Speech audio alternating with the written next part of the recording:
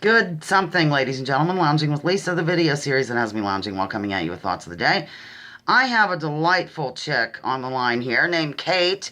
Her whole username is something I can never pronounce, so I'm going to let her go ahead and introduce herself in just a second. But this is her, I guess, prize for answering the bonus question. Go ahead, Kate. Tell us your username, and then I'll interview you wildly.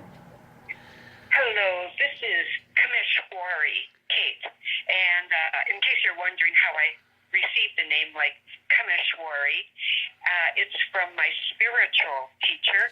I study Sanskrit mantra, and he gave me this name, more than 10 years ago, 15 years ago. And it's a Sanskrit word derived from the Sanskrit name of the god Kama. You've heard of the Kama Sutra? Yes. Well, mine is the feminine form of the word Kama, which means the bringer or the fulfiller of all earthly desires.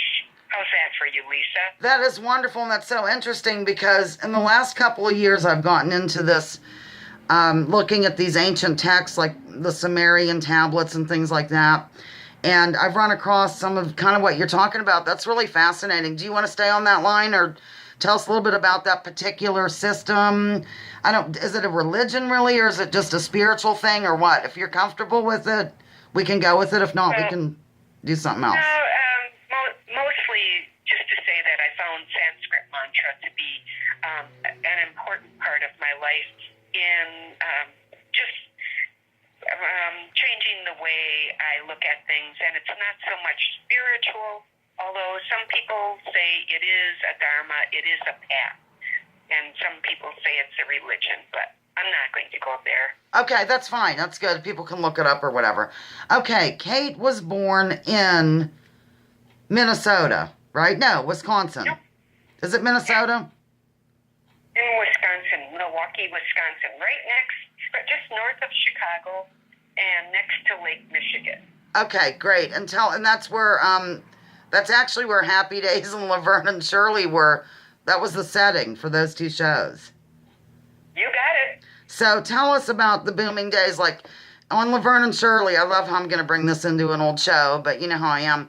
On Laverne and Shirley, they worked at a brewery, and I know that used to be a big-time beer center, so to speak. Do you know about how many breweries there were? Did they have strong unions? Tell us a little bit about it if you know. Actually, at one time, in the early days, like in the 30s, there were over 300 breweries.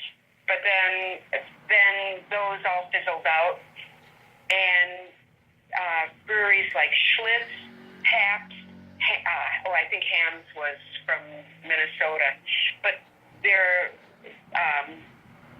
were giant breweries, and actually the city of Milwaukee smelled like yeast and hops. I bet it would. And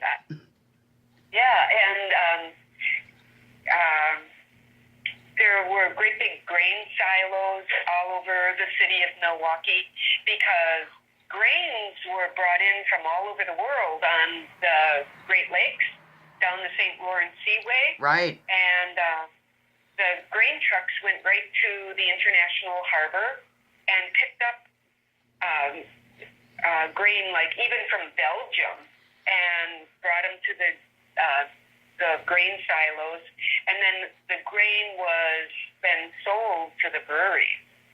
That's so interesting. Did you have family members who worked there? Did they work in other heavily unionized places? That was kind of a center of unions, wasn't it? Or am I off base there? Yes. Yeah, that's true. It was a greatly unionized city, and my father was a Teamster in Local 200 during the Jimmy Hoffa years. Oh, that's interesting. But the unions did a lot in the city.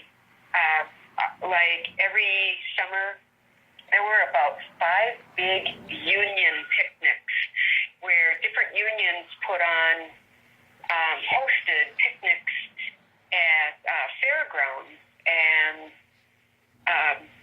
families filled with kids would come to the union picnics, and we'd have little union educations, and we'd be awarded union prizes, and we'd have our, I hate to use the word indoctrination, but we learned to appreciate unions and be very proud of our parents who were in the unions, and we grew up to be laborers who looked forward to being in the union, and that even included teachers. Wisconsin had a lot of teacher colleges that were heavily supported by labor unions, so that young people who graduate from high school could go on to teacher college, have a higher education, and come back to their hometowns and be teachers. Yes, and in a way, it was kind of a socialist way, because we learned labor songs of like South America. So we learned how to speak Spanish, but we also learned labor songs and by South American folk Do you want to sing one right now? No. Okay, well.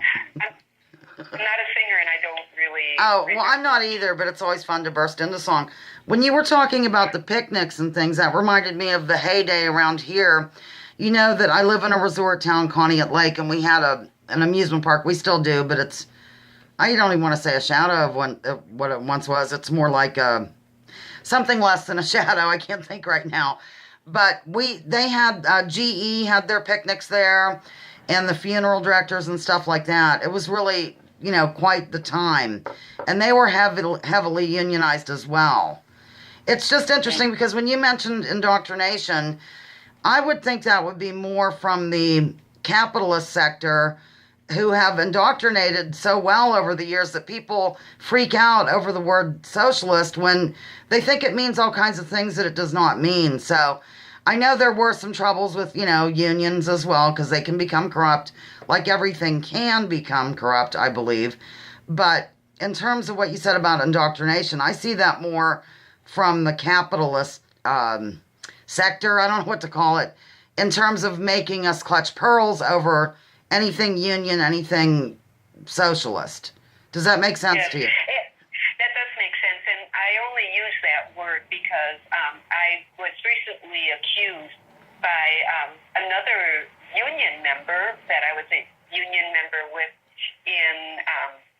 when I lived in Wisconsin, and we were exchanging some emails back and forth about our current politics, and he said, "Well, I've always been an indoctrinated union member," and this is a man who's like 5 years older than I am. Right. And he said, I can't see anything else except the union, and that's true.